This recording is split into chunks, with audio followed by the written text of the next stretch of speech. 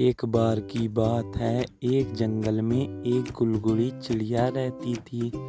उस चिड़िया को अपने घोंसले की तलाश थी। बरसात के दिनों में उसका घोंसला खराब हो गया था। चिड़िया जंगल में पेड़ ढूंढते ढूंढते आ जाती है, लेकिन उसे एक सेब के पेड़ दिखाई देता है और वो सोचती है, चलो ये पेड़ तो अच्छा है, मैं इसी पर अपना घोंसला बनाऊंगी और इस पेड़ पर घोंसला बनाकर मैं बरसाती दिनों में आराम से अपने जीवन का गुजारा करूंगी। इतनी ही देर बाद वहाँ किशन चंद उस पेड़ को पानी देने के लिए आता है और किशन चिड़िया से कहता है, ये चिड़िया, तुम तो यहाँ पहले मुझे कभी नहीं दिखाई दी, आज तुम यहाँ कैसे?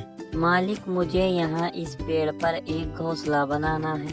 अरे ये तो बहुत अच्छी बात है, ये मेरा एक सेब का पेड़ है, तुम इस पेड़ पर सेब लगते हैं, तुम इस पेड़ की रखवाली करना और मैं इसमें पानी डालकर यहाँ से जा रहा हूँ। इतनी बात कहकर किशन पाल वहाँ से चला जाता है और चिड़िया को अपना घोंसला बनाना था, इसलिए धीरे धीरे वह भी घोंसले का जुगाड़ करने लगती है और वहाँ से चली जाती है। फिर वह चिड़िया एक जंगल के कालू कौवे के पास पहुँचती थी।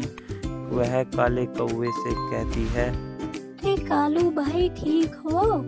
ये जो आपका पुराना घोंसला है, मुझे ये आपका घोंसला चाहिए। मेरा घोंसला बरसाती दिनों में टूट गया था।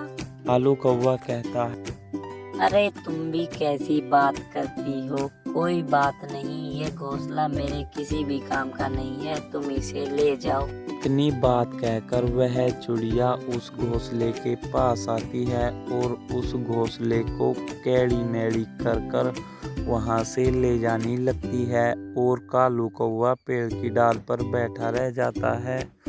चिड़िया थोड़ी ही देर में अपने जंगल के पेड़ की ओर उस घोंसले को लेकर वहाँ पर पहुँच जाती है और चिड़िया उस घोंसले को ले जाकर पेड़ की टहनी पर अच्छे से रख देती है और चिड़िया बहुत ज़्यादा खुश हो जाती है।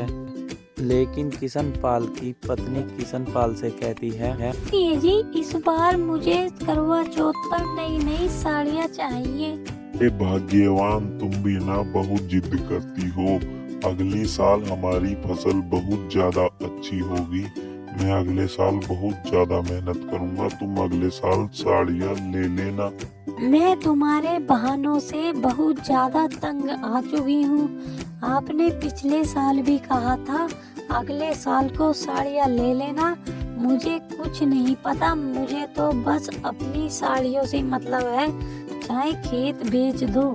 किशन पाल को बहुत ज़्यादा गुस्सा आ जाता है और वह अपने घर से अपने जंगल की ओर जाने लगता है और उसकी पत्नी कहती है, चलो अब पैसे का इंतजाम तो जरूर करेगा ये। किशन को अपना पेड़ याद आता है, लेकिन चिड़िया का भी बच्चा हो चुका था और किशन वहाँ चाकू लेकर वहाँ पर पेड़ काटने पहुँच जाता है और चिड़िया किशन से कहती है, मालिक, आप ठीक तो हो? आप तो बहुत दिनों बाद आए हो और ये आपने इतनी बड़ी तलवार हाथ में क्यों ले रखी हो?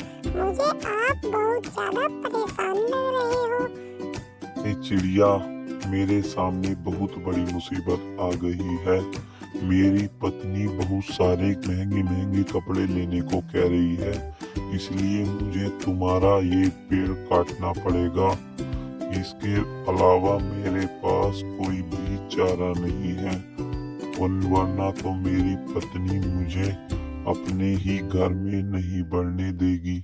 लेकिन चिड़िया का बच्चा चिड़िया से कहता है, मम्मी मम्मी, ये मालिक तो अपने पेड़ को काटने की बात कर रहे हैं, हम अब यहाँ से कहाँ जाएंगे? लेकिन चिड़िया किशन से कहती है, मालिक, मेरा बच्चा अभी बहुत ज़्यादा छोटा है, मैं अपने बच्चे को लेकर कहाँ जाऊँ, इसलिए आप ये पेड़ मत काटो। आप मेहनत कर कर फसल उगाओ और अपनी पत्नी को साड़ियाँ दिलाओ। चिड़िया किशन से इतनी बात कहती है। चलो ठीक है, मैं अब पेड़ नहीं काट रहा, इसमें तुम्हारा बच्चा बड़ा नहीं होता।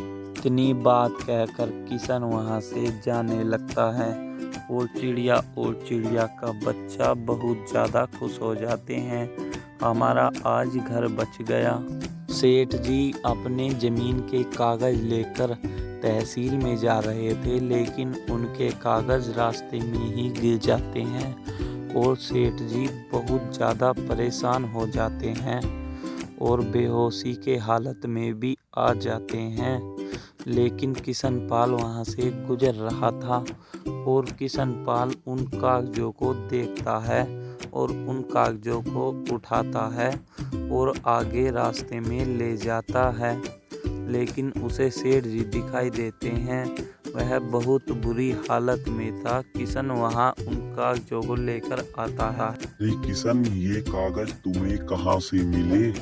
ये कागज मेरे रास्ते में कहीं गिर गए थे। ये मेरे बहुत कीमती जमीन के कागज हैं, इसलिए मैं तुम्हें एक इनाम देना चाहता हूँ। नहीं नहीं, ये तो मेरा फर्ज है।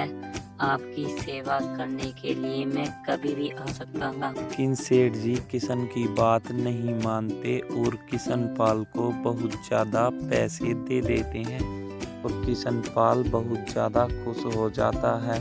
कहानी से हमें यह सीख मिलती है, हमें दूसरों की मदद करनी चाहिए। हमारी मदद कोई ना कोई खुद ब खुद ज़रूर कर देगा।